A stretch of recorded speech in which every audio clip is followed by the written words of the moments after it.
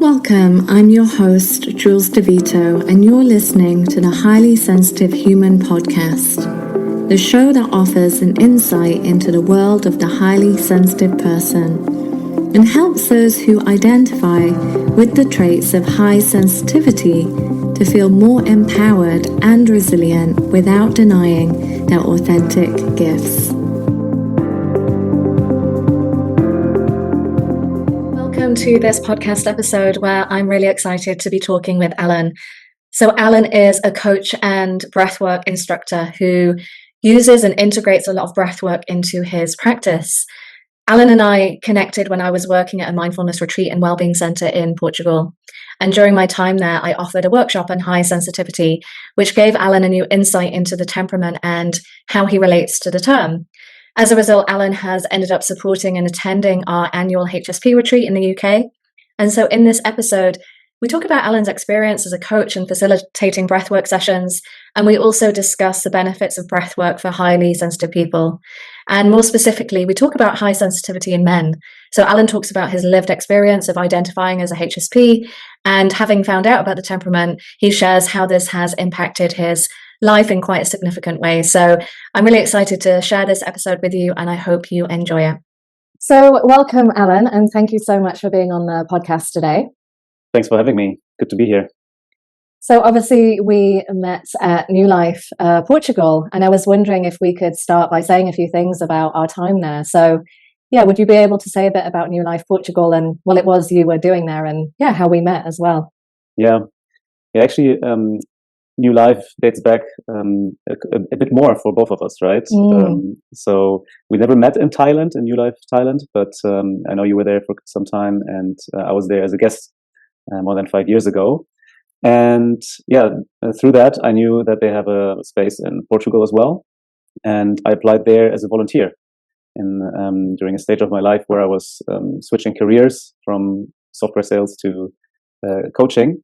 And I've been working at New Life for about 6 months. And yeah, we met, I believe, this year, beginning of this year. Yeah. Correct. Yeah. And so yeah, it was before we met a bit of a different time over there. But it was just super nice to connect with someone like you who works on these topics that I'm also very interested in, and I feel like we clicked from day one. And it was great to have this valuable exchange with you, and those daily walks discussing about new learnings, new ideas. And that was great. Yeah, and I know for myself, it was a really nourishing time. So New Life Portugal is all about this integrative, holistic way of supporting people through their healing and transformation. So I was offering coaching, counseling there, workshops. We would have daily morning meetings where we met in community and morning meditation practice. And I found, even though I was working there, it was such a transformative time for myself as well. And I think one of the biggest aspects of that was the community and living in community, which at times brought a lot of challenges, but also there was something so profound about every day being able to connect and see people and talk about what was going on in terms of your struggles, insights. And I know, you and I had a lot of those insights and conversations during our time there as well. So I was wondering, for you, what did you find to be the most transformative aspect of that experience being there? Yeah, that's a good question. I think there are many things that I could list, but definitely I would agree with the community aspect that you just mentioned. So yeah, living so closely with so many people and feeling, being reflected by each person every day, and seeing what triggers you, maybe feeling the triggers in them, those small details in the face expression, for example. You'd see those people day in and day out, that was a very new experience and something to always reflect on, I feel. So I felt like I was continuously learning about myself during the time there. Also having a routine is something that I found very, very helpful. So this daily routine that was, like you said, repeating every day, with the morning meeting in the morning, gathering together, meditating together, and then breakfast, lunch, and dinner at the same time. So really having this structure that I didn't have to take care of myself, so I had more time for everything else, basically. Right. Yeah, absolutely. Yeah, I also found the routine to be so invaluable. And I guess we'll go on to talk about this, how that relates to being a highly sensitive person as well. Because I'm interested by this sense of, I'm also an introvert, so I'm highly sensitive and introverted, but I also really crave connection and community and being around people. It's really important to me and my well-being. So it'll be great to talk more about how that goes hand in hand with being highly sensitive. So do you relate to being highly sensitive? I'm curious to hear more about that for you, and also what it means in terms of being a man and being highly sensitive as well. Yeah. So to be honest, I found out about HSP, about highly sensitivity, through you in that level of detail when we met at New Life. So I remember hearing this term before, but I didn't really look into it. A friend of mine, he told me that he's highly sensitive, and I was like, "Oh, is this like something that you say just because you feel sensitive, or is that like a proper definition?" And we spoke in German, so him saying that in German just sounded new to me. And so only when you gave the workshop at New Life about highly sensitivity, and provided the test by Elaine Aron, I believe. Yes. And yeah, I realized and recognized that there are many aspects about highly sensitivity that I feel in myself a lot, resonated a lot. And it really shifted my perception of highly sensitivity, or as rather, I would say, it shifted my perception about some weaknesses I thought I had. Right. So for instance, I used to think that I was never the type of guy that is good in groups. So I'm just more the one-to-one guy, and I don't have strength, being in groups, being vocal in groups.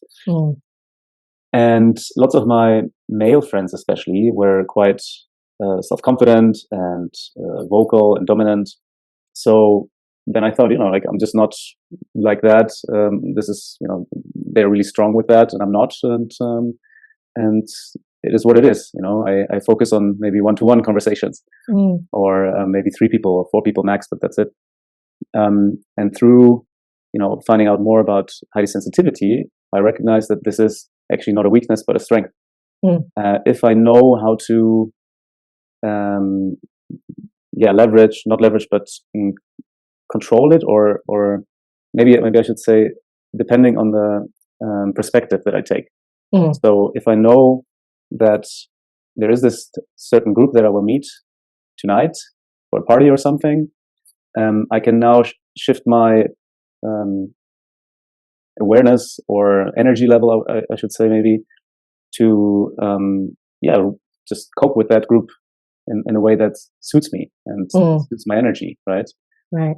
And in other groups, I know, for example, I can let go and just be completely myself and vulnerable and open, and that will also be fine, and that will probably give me energy, because in this group I would feel so comfortable. Right. And knowing that is really a big difference maker for me in my life when it comes to my energy level. And connected with that, I feel like a sense of overthinking as well. Like I would ask myself, why don't I feel comfortable in this setting? What's going on that's bothering me? It seems like it doesn't bother other people. Why, and does it agitate me? And today I know it's probably of something that I feel overwhelmed, and now I have some helpful breathing tools that I can use to calm down and ground myself, and with that, it's just a very different level of quality in life. Yeah, absolutely. So I appreciate you saying that you only found out about it recently, because I think that happens for a lot of people, and especially for a lot of men, that they're finding out about the term the highly sensitive person later in life. And as you pointed out, when they find out about the term, it really helps them to reframe their experiences and see it from a different perspective. So rather than seeing it as a weakness, what I hear you saying is you can instead attend more to what you need in different situations. So exactly. Yeah, you can obviously apply different resources and tools to help with that overwhelm or whatever it is you're experiencing in different situations, right? Absolutely. Yeah. And yeah, we just talked about this aspect of being overwhelmed, right? But it has so many other implications as well. Interactions with my friends, with male friends especially, like today, even with some friends that necessarily don't talk about emotions,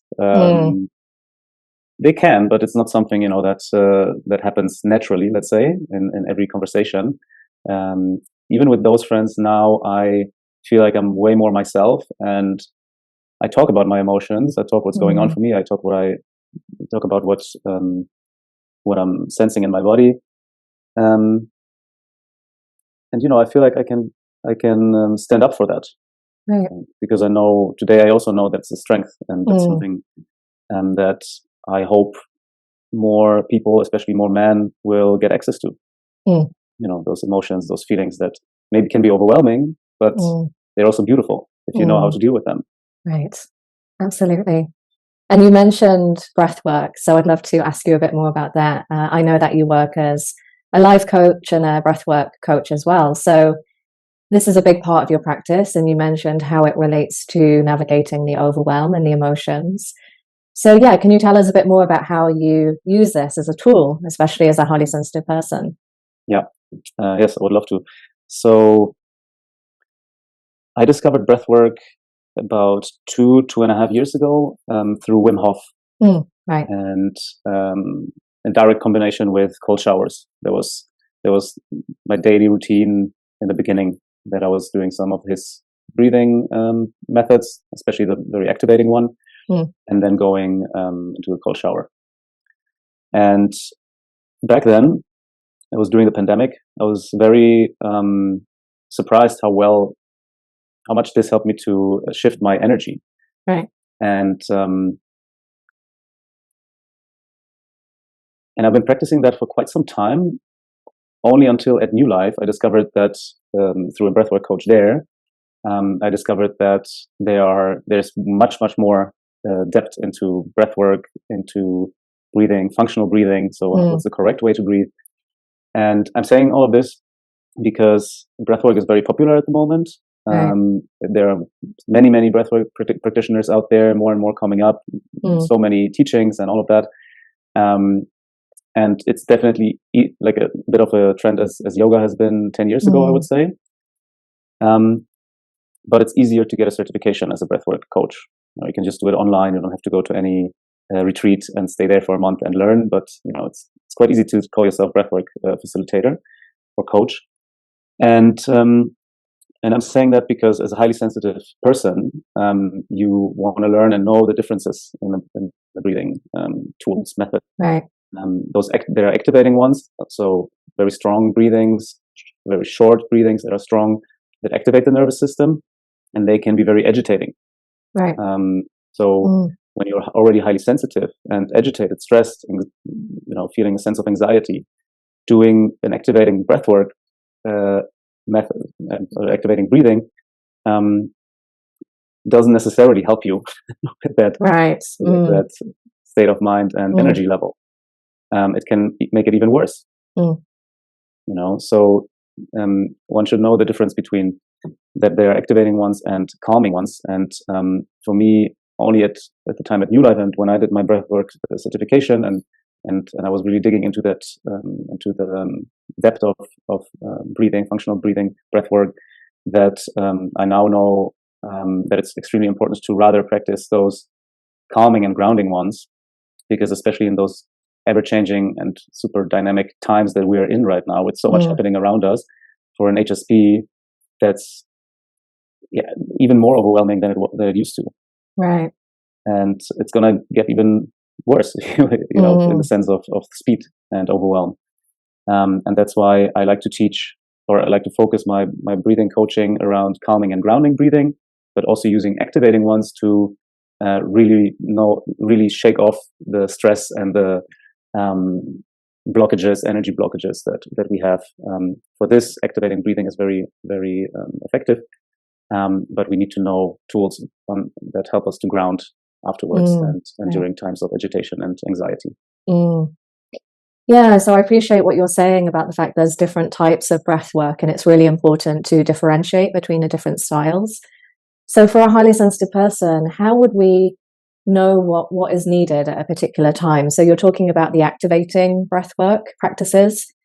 Is there ever a time that they can be helpful? You've already started talking about it somewhat, but for a highly sensitive person, when might they be a good practice, and what kind of time of day as well would it be a good time to practice those? Yeah, very good questions. So I feel like most of the breathwork sessions that are offered here in Berlin, where I live, or probably in London and in many different cities in England as well, that these breathing sessions are usually quite activating. So there you can find different kinds of breathworks, like holotrophic breathing, transformative breathing, the Wim Hof style, and different others. And they are usually, I think, offered in the evenings, right? So this kind of breathwork session can be very helpful after a long day, stressful day, and going there. And yeah, it's again activating your nervous system, but deactivating the prefrontal cortex, which is our thinking mind, because this strong activating breathing tells our nervous system there is something going on. We are in this fight or flight mode.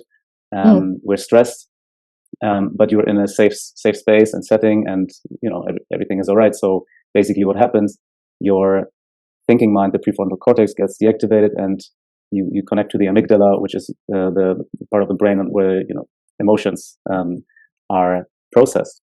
And in that state, we can then tap more into our body, into our emotions that are stuck in the body. And with that, if it's a good breathwork facilitator, he or she would help us to really let go, surrender, and relax the body, to let go of those tensions, the daily stress, any energy blockages, and then having a moment to wind down afterwards and take it easy, maybe meditate later.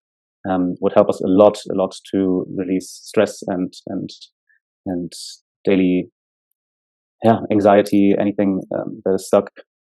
But again, it's important to know those tools that we can then use to ground ourselves, to meditate, and feel the stillness as well.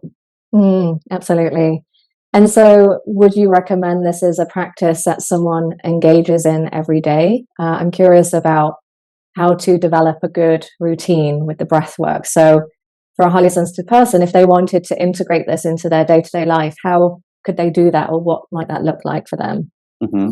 Yeah, I like to look at it from two sides. So on the one hand, understanding those different breathing styles, what they do, knowing different techniques, and practicing those is one thing. I think it's also important to understand what's the right way to breathe. So this functional breathing part, because we never learned how to breathe properly. Right. We can get without food for weeks, without water for days, but try not breathing for 3 to 5 minutes. Yeah. And that's why it's funny that we never really learned how to breathe properly. And there are just a few basics that we need to know, which is we should never breathe through the mouth unless it's high level sports, something where you need to breathe through the mouth. But otherwise, the nose is all that we should focus on.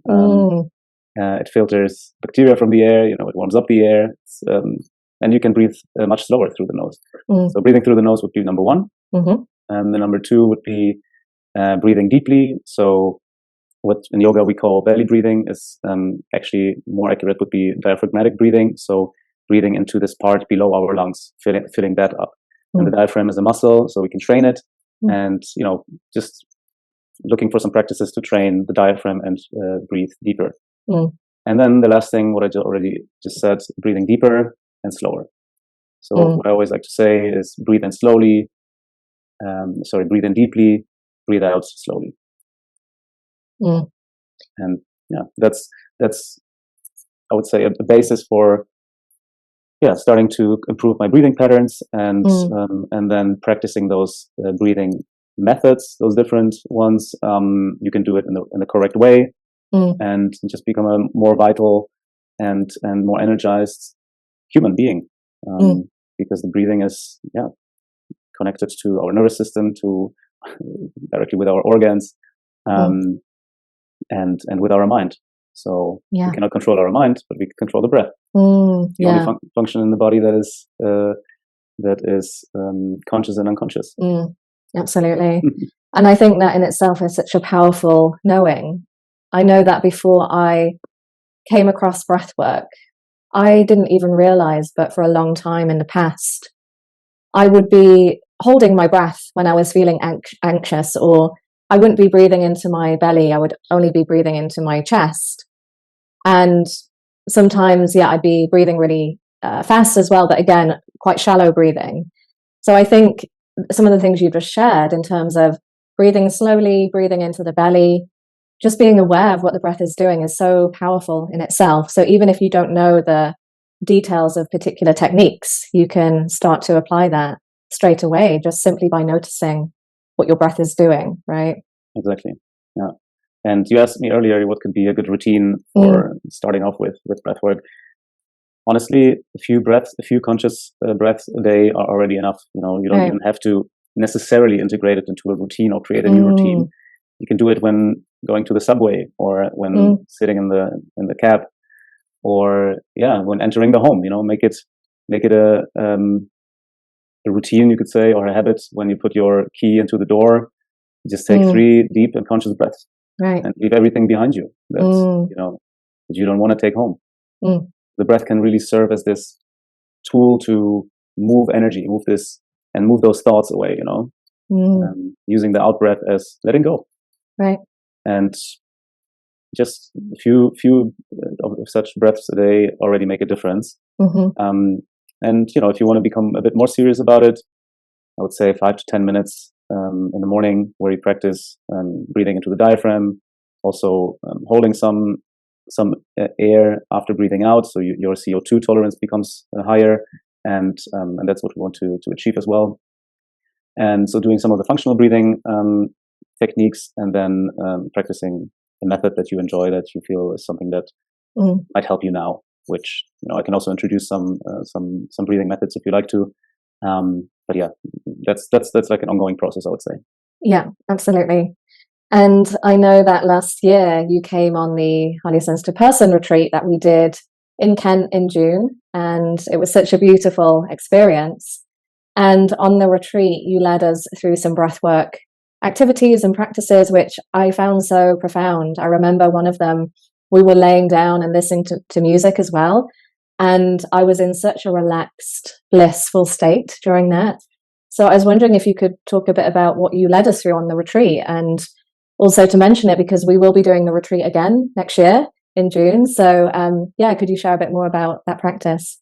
Yeah, absolutely. So I just want to say again, I love reminiscing this retreat. It was such a beautiful experience. So thank you for that. And it's such a wonderful weekend, really.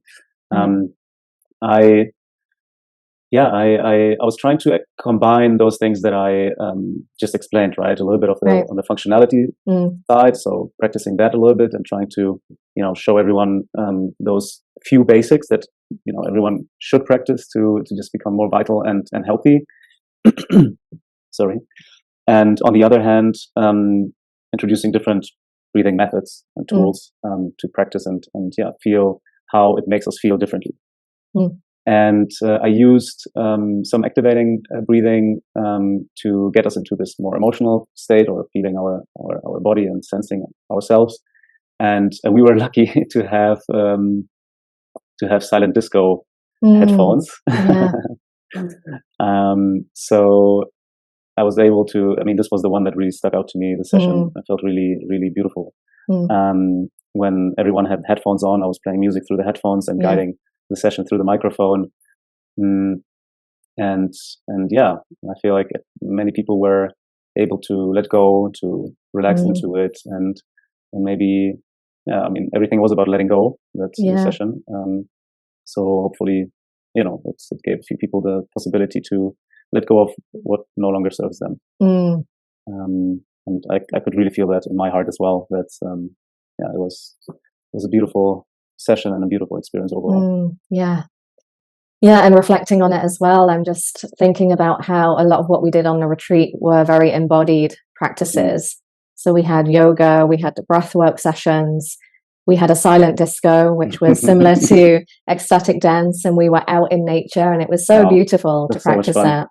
Yeah, and just doing it in community as well. I think something that was so amazing about the retreat was bringing like-minded people together. And also I loved the fact that we had pretty much an equal number of men and women on the retreat. And I remember at one point we divided into 2 groups so that the women could come together to share their experiences, and then you as men were able to connect and talk about your experience of being a highly sensitive man. So that kind of leads me into the next topic, where I'd love to ask you more about that experience of being a highly sensitive man. I know you said you found out about the term quite recently, but also in sharing and connecting with other men about this topic. How has that supported you? And how has it helped you to make sense of your experience? Yeah, I think I was lucky, or good. There was a good timing maybe on my side when I arrived at New Life in Portugal.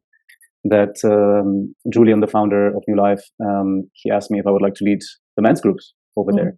Right. And it was a weekly men's group with rotating men that participated because new guests arrived. And I remember doing or participating in a men's group 5 years ago at New Life in Thailand, and I loved this experience. What I loved is this sense of feeling I'm not in this by myself or alone. And then being able to facilitate those men's groups really showed me that men from different age groups, different backgrounds, different countries, from different jobs, occupations, share the same. We all. It's also the case for me. Of course, we all want to feel that we are alive and experience this amazing beauty of life around us, and these experiences that we make, and people that we meet, love and heartbreak, and everyone was sharing so vulnerably in these groups that I realized that we all have this. All men, I think women have easier access into emotions than men usually,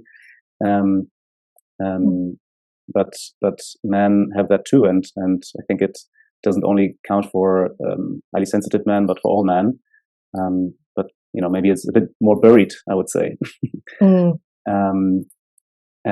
But when being able to share in a safe space, in a confidential space, with others that are there and respecting each other's, not cross-talking over each other or giving advice or anything, then beautiful things happen and get shared, and you realize, wow, I never thought of him like this. I thought he would be very closed, very stuck in his thinking, but then he would open up and share, and from the heart, and so on the retreat, having this man's group with highly sensitive men, even more so, I felt that there was this connection and depth of sharing, because we feel similar in so many ways in terms of how we experience the world around us. But I really do think that many more men are sensitive and have access to that sensitivity. It's somewhere in there, for sure. Absolutely.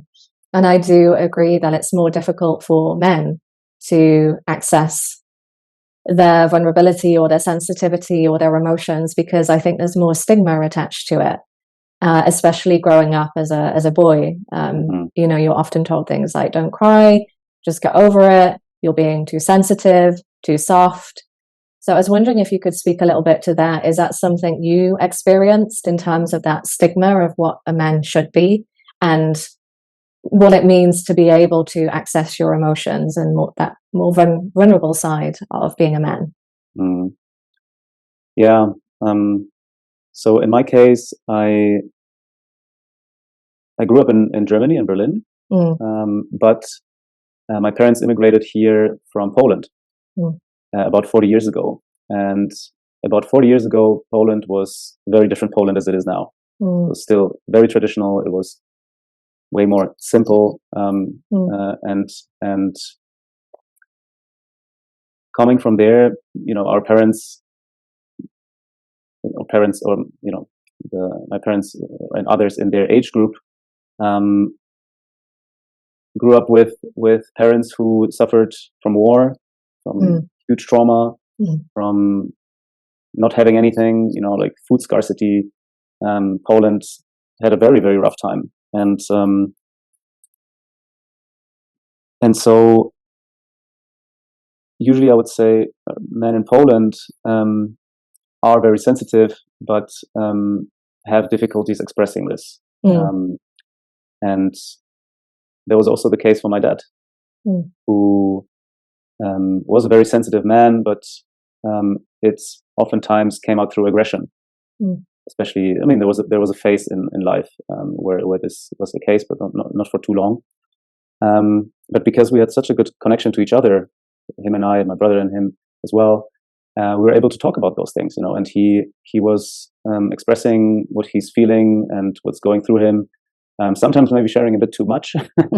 You don't always want to hear everything as a child. But looking back, I loved it, because you could feel like this 40-something-year-old man, is sensitive and is feeling, and is not having having maybe a difficult time, but he's trying, right. And so my brother and I, we talk about that a lot nowadays, that we are very thankful for that. Yeah. And so for a long time, as I said earlier, I thought it was a weakness, that I'm that sensitive and overthinking things. And, I was always looking for the bigger meaning, the why behind things. And, right. And only today, I know that this is this can really be seen as a strength. It's really a perspective, a shift in perspective. Yeah. And then there's a new reality, because knowing how to deal with it helps such a great deal. And then comparing it to my dad now, it's knowing how to express those emotions, and who to share it with, and how to share it, and then you can channel this overwhelm, this emotion, this sadness, this whatever it is, but doing it in a way that works for us, with the awareness that we know how to what to do and how to do it. I think we can all really shift our perception and create a life that just works better for us, and where we can thrive more and better, and where we can express our emotions, and doing that with other men, with other women, it doesn't matter. Yeah, absolutely. And I really hope, and I see there's this shift coming and happening with my clients, with the men's groups that I'm in, because we know that we cannot continue like that, and there has to be a change, and it's happening slowly, but I've been really feeling hopeful recently. Because of the people I met and the conversations I had on such a deep emotional level. Yeah, absolutely. And I think it's incredible that you had that experience with your father growing up, and also with your brother, this ability to be able to talk about your emotions, and have that modeled to you as well. And I know for a lot of people don't have that experience with their families or their parents. And I think that's why the community groups, and the men's group, the women's groups, are so important, because we can still find that later in life. If you didn't have that experience growing up, then you can still reach out and find those connections that you're speaking to. I think it is happening more and more. And I think that's also why we do the HSP retreat every year, because we want to bring people together and have that opportunity. So I also feel hopeful that we're accessing a new era where we're having more open conversations about high sensitivity and about emotions, and how we can support each other too. Mm-hmm. Yeah, definitely. And the breath can be such a easy tool really to access. Everyone has it, everyone's doing it the whole time. You can do it anywhere, so really helping you to calm down, to relax, to connect with yourself, letting go of things as well, surrendering more and more to the flow of life, and not holding on to so much. That's where I believe the breath is just such a useful and more than useful. I don't even know the right words to explain it, but it's so funny because it's essential. Yeah. So thank you so much for everything you've shared. And I like to ask this question to everyone I interview on the podcast. So do you have a favorite book or quote or poem or something you'd like to share, something which you return to again and again or relates to this topic today? Yeah. So I think my favorite books, especially recently, were the books by Michael Alan Singer. He writes a lot about the art of letting go and surrendering to life. Right. I know I've said it earlier in the podcast, but I never really understood what that means. Letting go, surrendering, I heard it a lot, but I feel that he explains it really, really well and provides very helpful tools as well to maybe even work with the breath and letting go of, any attachments that we have, small or big ones, but letting go will allow us to lead a lighter life. So I would say that was a very profound book or books by him. And actually, in combination with that, I actually have a favorite poem that I really love that is also about letting go. Fantastic. I could read it out. Please. Yeah, we'd love to hear it. Okay. I think you've heard me reading it before. I think so, yeah. I think I know the one. Okay. I was the type of person that held onto things too tight. I'm able to release my grip when it no longer felt right. And although it gave me blisters and my fingers would all ache, I always thought that holding on was worth the pain it takes. I used to think in losing things, I'd lose part of me too. That slowly I'd become someone my heart no longer knew. Then one day, something happened. I dropped what I once held dear, but my soul became much lighter instead of filled with fear. And it taught my heart that some things are not meant to last for long. They arrive to teach you lessons and then continue on. You don't have to cling to people who no longer make you smile, or do something you've come to hate if it isn't worth your while. But sometimes the thing you're fighting for isn't worth the cost, and not everything you'll ever lose is bound to be a loss. It's by Erin Hansen. Beautiful. Thank you for sharing. And I have heard it before, and it's full of wisdom. I really love that poem. It really speaks to me as well. And I think it's such an important topic for so many people because, as you said, this concept of letting go, in theory, it sounds quite simple. But in practice, it's much harder to actually embody and learn to let go and come into that act of surrendering and being in the present moment. I know it's something I find difficult, and I have to come back to this practice over and over again. And I know the breath is really helpful for that. So yeah, thank you for sharing that poem. And I will put the poem and the books you mentioned in the show notes so people can access those easily. Cool. And is there anything else you'd like to share today? Is there anything we haven't mentioned or touched upon, or anything to summarize what we've been speaking to? So yeah, I really enjoyed our conversation. First of all, I want to say that I haven't even realized how fast time passed. So thank you for that, first of all. And I just, when you shared about maybe not having the tools, or not, it's sometimes not that easy to let go. I completely agree. And because of that, I just had this realization that actually those retreats like New Life, like the HSP retreat, I had my first retreat a few weeks ago. They're so important to create the space where we can actually really tap into this space of letting go and really surrendering and feeling safe and really easing into that, because doing that at home where we maybe have to take care of our kids and our partners, having a schedule and all of that, it's difficult to really surrender and do the deep work. So having those kind of retreats and this realizing is so important, because it provides the safe space to do so. Absolutely, yeah, I agree. And I know personally I've had some of my most profound awakening experiences or transformative experiences on retreats that I've been on, that I've attended. And a lot of that has come from, again, the community, and also just immersing in that practice, as you're saying, when there's no distractions, when there's not your day-to-day work or family that you have to attend to, then you can really engage in the practices. Yeah, and it's beautiful to see that all those modalities are also coming together, like yoga, breathwork, coaching, men's group, women's circles, and all of that. So, like you said, it allows us to embody it as well. Yeah. And I think in the past it was more like separate modalities, which is only part of the game. Exactly. It's really good to see, actually, that this is happening. Yeah. Mm-hmm. So thank you so much for this conversation. I've really enjoyed it too. And is there anywhere listeners can go to find out more about you and your work and your retreat and the things that you're offering? Yeah, people can connect on LinkedIn, Alan Piatek, and on Instagram, it's Alan Friday without an I, because Piatek in Polish means Friday. Mm-hmm. Yeah, fantastic. So again, I'll put the links to those social media platforms on the show notes so people can check you out on Instagram and LinkedIn as well. So thank you again.